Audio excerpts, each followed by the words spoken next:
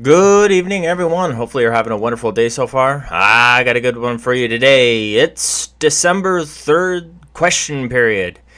And this should be an interesting one. Lots of GST questions and other ones like that. So, if you like these kind of videos, please like and subscribe. And with no further ado, let's get into it.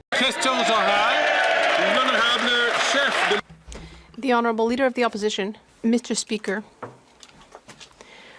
whatever we may think of Mr. Trump's tariff threats, whether we think they are negotiating cards or a real plan, either way, we can focus on what we can control. But the Prime Minister has lost control. He has lost control of the border. He has lost control of immigration. He has lost control of spending. And Canadians are suffering through this difficult time. Will the Prime Minister reverse his decisions to repair what he has broken? The Right Honourable Prime Minister. Mr. Speaker, when I spoke with President-elect Trump last week, I told him that we and the U.S. work well together to meet the major challenges facing our citizens, whether by stimulating economic development, whether by protecting our borders, whether it be by protecting our citizens from the impact of fentanyl and other hard drugs. We will always be there to work together, and I reassure the President-elect of that. On this side of the House, we will continue to invest in Canadians and be there to support people during difficult times. For example, with the tax rebate we're offering over the next few weeks, a tax rebate the Conservatives voted against. The Honourable Leader of the Opposition. And how Trump replied when Justin Trudeau begged Trump to not put any tariffs on Canada. Trump said, well, if Canada can't pay for it, they can become the 51st state, and Trudeau could become its first governor. Wouldn't Trudeau love that, though? Can you imagine that? Governor Trudeau. Opposition. Mr. Speaker, this Prime Minister gave some gifts to President Trump, doubling our debt, increasing taxes. The red tape that is preventing natural resources projects from going forward. This has pushed $500 billion net dollars of Canadian investment to the U.S. and has created American jobs. Meanwhile, Canadians' net income, which used to be equivalent to the Americans' income, is now $20,000 less. Will the Prime Minister reverse his destructive policies and fix what is broken? The Right Honourable Prime Minister. Mr. Speaker, if the Leader of the Opposition really cared about the well-being of Canadians, he would not have opposed the tax holiday we're giving Canadians over the next few months. He would not have stood against investing in school lunch programs for 400,000 additional children throughout the country. He would not have opposed dental care, which has delivered services as of today to more than 1 million Canadians. On the contrary, Mr. Speaker, the Leader of the Opposition only wishes to instrumentalize and benefit from the difficulties facing Canadians, rather than trying to fix these problems like we are. The Honourable Leader of the... Yeah, does anybody remember back when Harper was Prime Minister and the Canadian dollar almost equaled the US dollar? And the CBC and all the mainstream media was like, oh, it's a conspiracy. It's a World Economic Forum thing where North America is trying to all become an equal dollar so we could have a world currency. Anybody remember that? That was crazy. And second of all, when he's talking about this GST tax credit, I did some research on why the Conservatives voted against, because I didn't really get why either. And it turned out that they did a lot of math on this would hurt small businesses, because small businesses would have to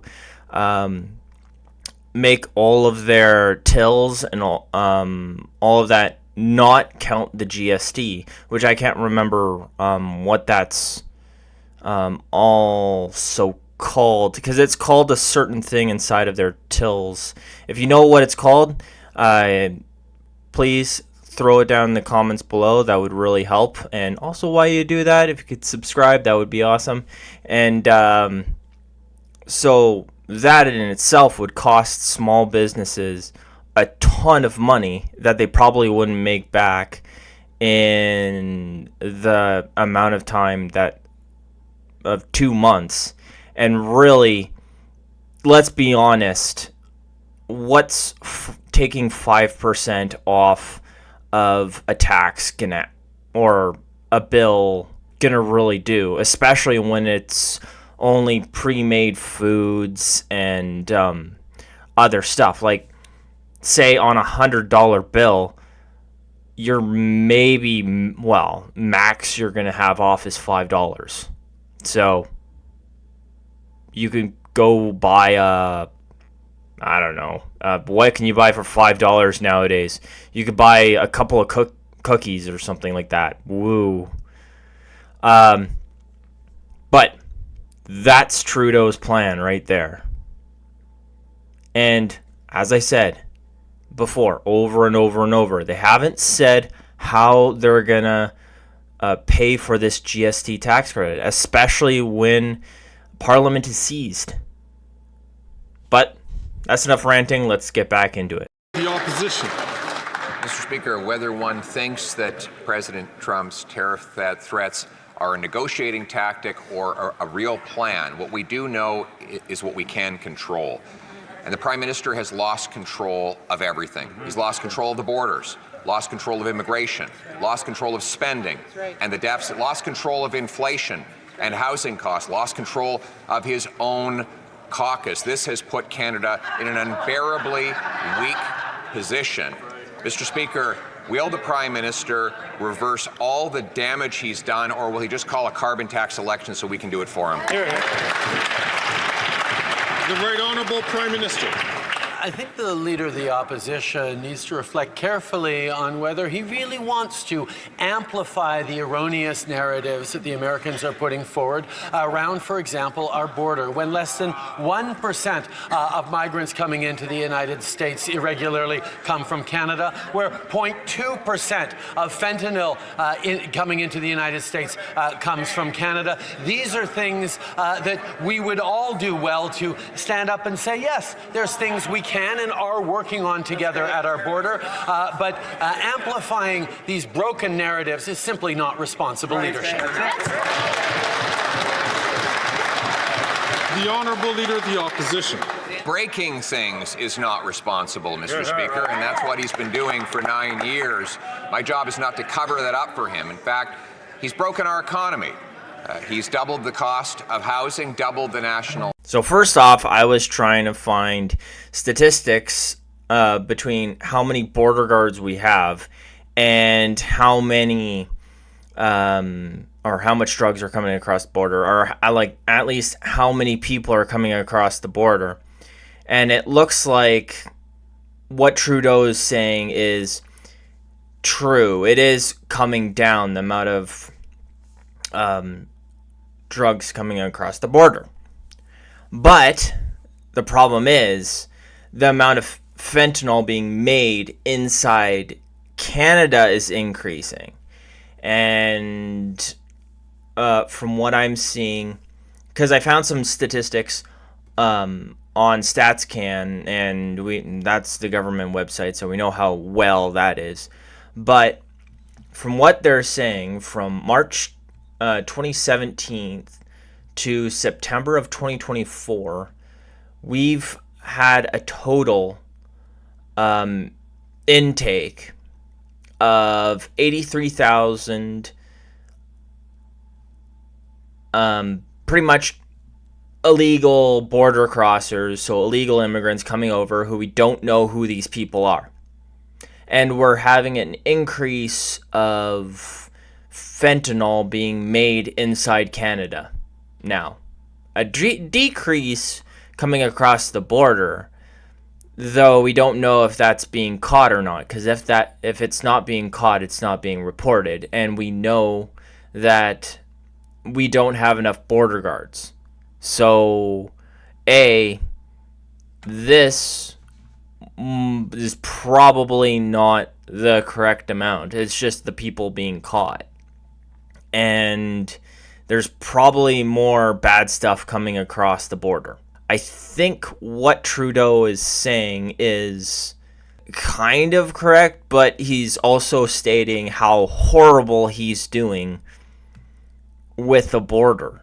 Because he's saying, it's not that bad, even though we are having bad substances coming across the border, but it's not as bad as it was. I mean, that's pretty bad when you come and look at it that way. Right? It's like, well, you've destroyed our border, but I mean, it's better than it was in, I guess, September of 2017 when we had an intake of 8,500 people that we know of. Anyways, let's get back to question period. The Honourable Leader of the Opposition.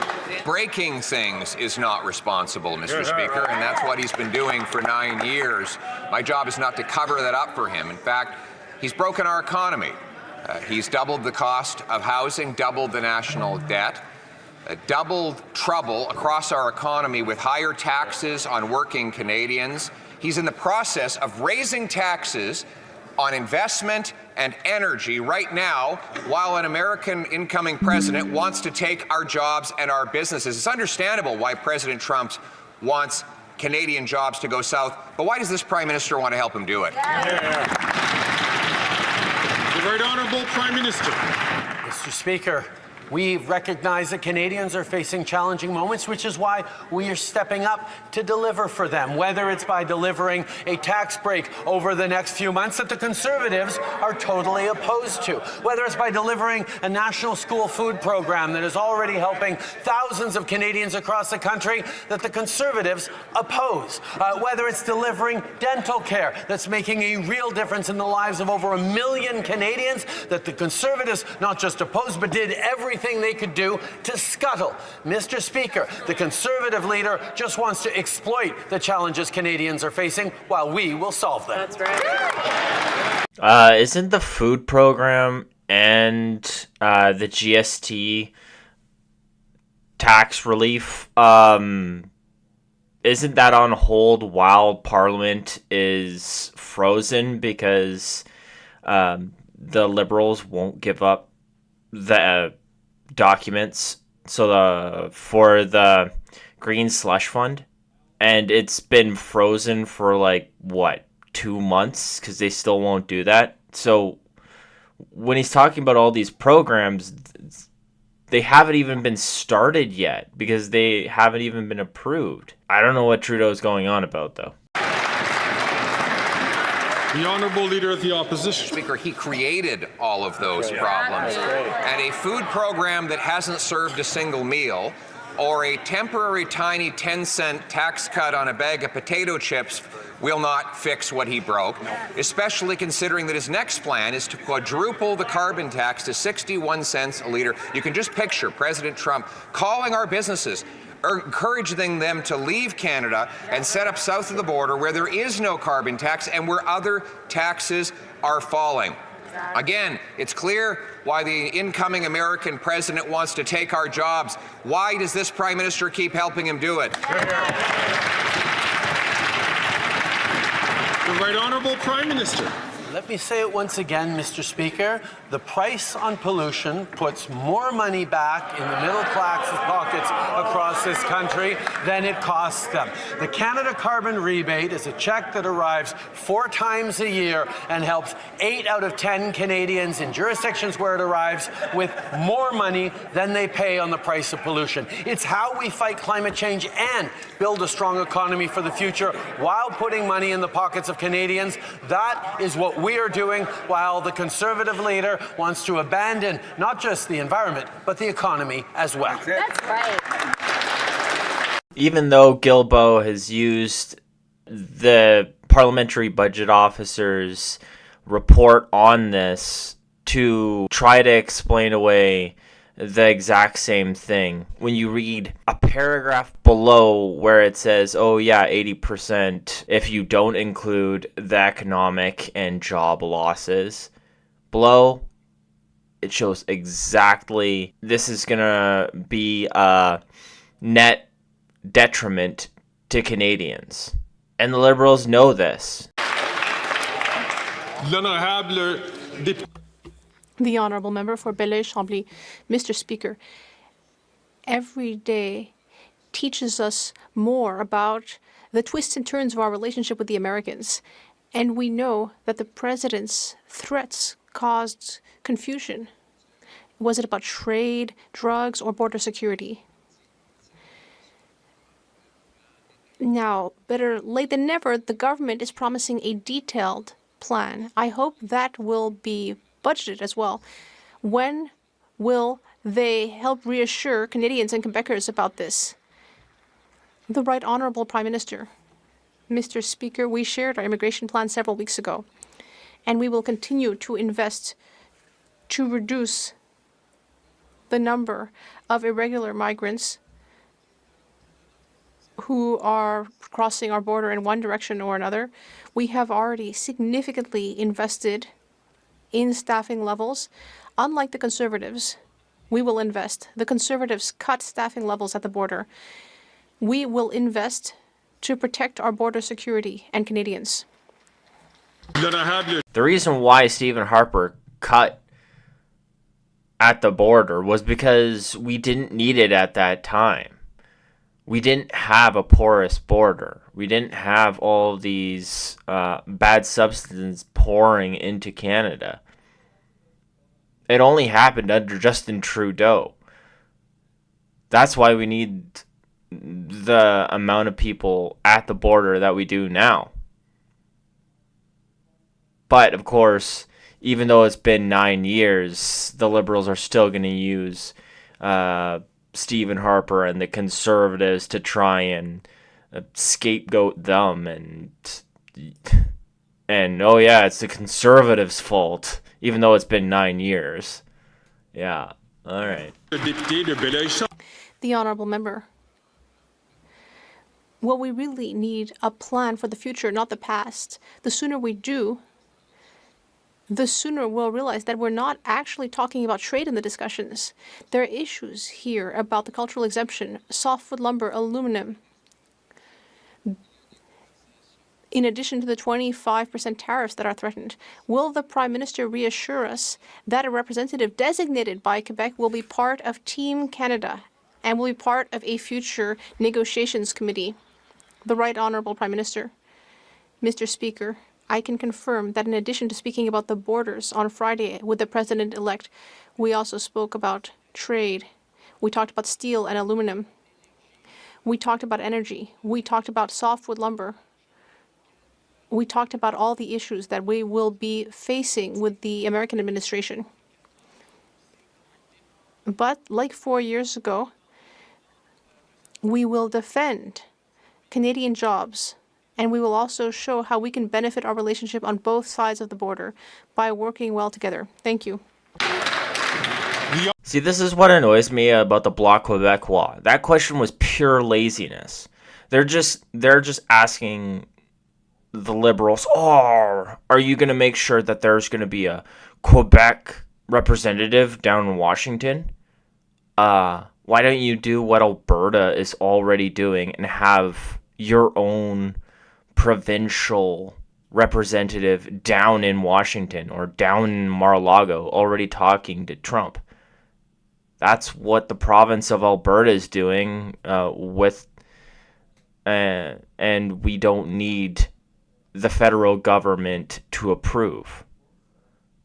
It's weird how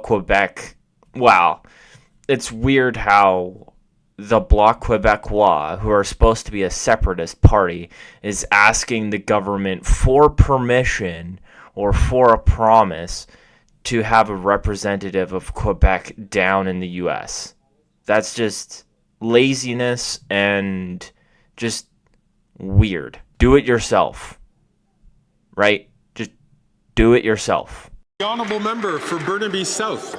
The last Conservative government fired 1,100 border officers. That allowed illegal guns and drugs to flow freely into our country.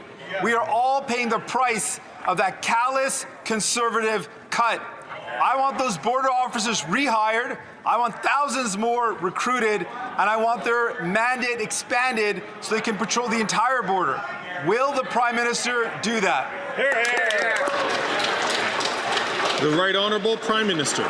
Mr. President, Mr. Speaker, my honourable colleague is exactly right. Conservative cuts hurt Canadians. Conservative cuts hurt our border security. Conservative cuts just hurt the Canadian economy. That is why it is so bewildering to see the Conservative leader continuing to stand up in cuts for dental care, cuts on housing investments, cuts for the kinds of services and benefits that Canadians need, whether it's a tax break for the next few months or school food programs. The Conservatives only know how to cut. That's not how Canadians prosper. Under the Conservatives, we had a very regulated border, and we only had, I think it was 150,000 immigrants coming, and foreign students coming over every year. And under Justin Trudeau, it's been open season on it. And like I said, it's been 9 years. And now we have Jagmeet Singh, who's blaming the Conservatives. And why don't you use that supply and confidence agreement that you have with the Liberals to get that? Oh, wait. You ripped it up. And you didn't ask for more border security when you had that supply and confidence agreement. And right now, you're just giving the Liberals your confidence votes to keep them in government. So why would the Liberals do anything you say when you're just giving your votes up for free? The only reason Jagmeet is voting for the Liberals right now is for his pension. That's it.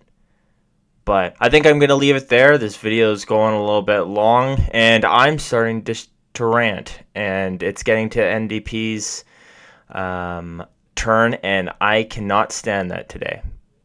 But let me know down below if you'd like me to continue on tomorrow with the rest of question period, and I might live stream it or something sometime late at night, and we'll watch the whole thing, or we'll watch tomorrow's question period. Let me know in the comments down below, and if you like this video, please subscribe. I'd love to hit 500 by end of December. Other than that, have a great day.